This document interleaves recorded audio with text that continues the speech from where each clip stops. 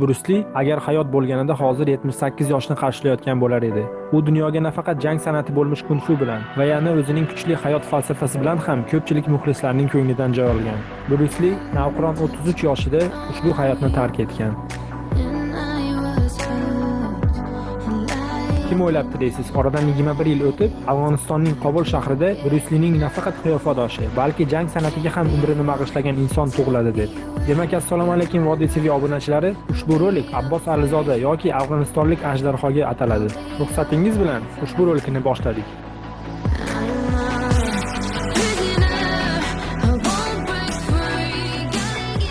Abbos Alizoda Qobulda yashaydi va o'z vaqtini kung-fu sir asrorlarini o'rganishga bag'ishlaydi. Jackie Chan, Bruce Leening o'ynagan filmlari Afg'onistonda juda mashhur hisoblanadi. Ushbu filmlarni Afg'oniston bozor rastalaridan sotib olish mumkin. Abbos 14 yoshida birinchi marotaba Bruce Lee ishtirokidagi filmlarni tomosha qilgan. Uning kung-fuga bo'lgan mehri aynan shu filmlardan boshlangan.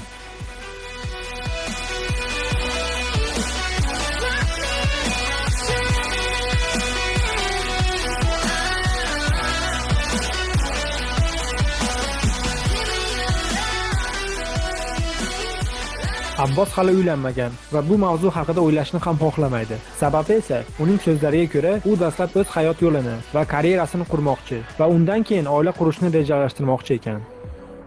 Bundan bir necha yillar oldin Abbos hammamiz singari ulkan orzularga ega, oddiy bir afg'onistonlik yigit edi.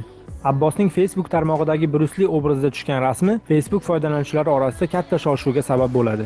Bruce Leening afg'onistonlik muxlislari buni ko'rgach, Abbosdan videoga suratga tushishni iltimos qilishadi. Kadrlarda Abbos ikki tomchi suvday Bruce Leega o'xshar edi va ushbu video butun dunyoga tarqab ketdi.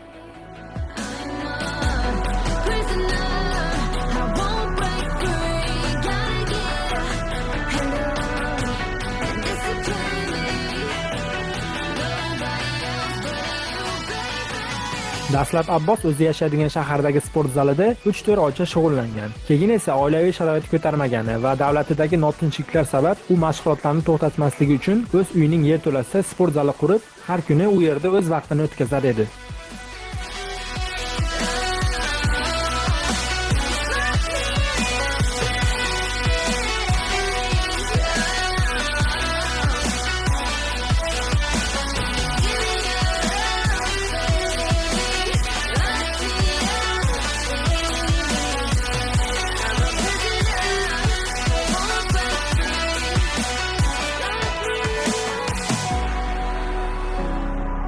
Abbosning so'zlariga ko'ra, u kumiri Bruce Leening filmidagi harakatlarini sekinlashtirilgan holda ko'rar ekan. Chunki Bruce Leening harakatlari tez bo'lgani uchun Abbos ko'rib ulgurmas ekan.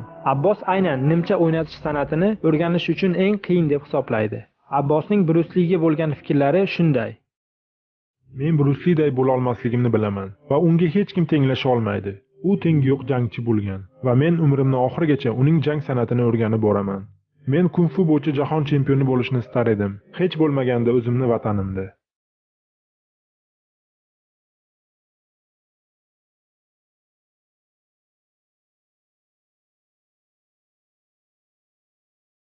Abbos Alizoda hozirda Xitoy va boshqa davlatlar filmlarida suratga tushib ulgurgan. Abbosga Amerika va boshqa ko'plab Yevropa davlatlaridan takliflar tushmoqda. Unga hatto Bruce Leening qizi Shannon Lidan ham filmda suratga tushish taklifi kelgan. Abbosning so'zlariga ko'ra, uning otasi Abbosga o'qishni va pul topishni maslahat bergan ekan. Shunda u otasiga kung-funi yoqtirishini va shu sport orqali otasining ismini dunyoga tanitishini va'da bergan. Hozirda Abbosning otasi bizning oramizda emas. U bir necha yillar oldin olamdan ko'z yumgan. Lekin Abbos Alizoda o'z va'dasini bajardi. Sizlar bilan Vodiy TV kanali edi. Ko'rganda ko'rishguncha.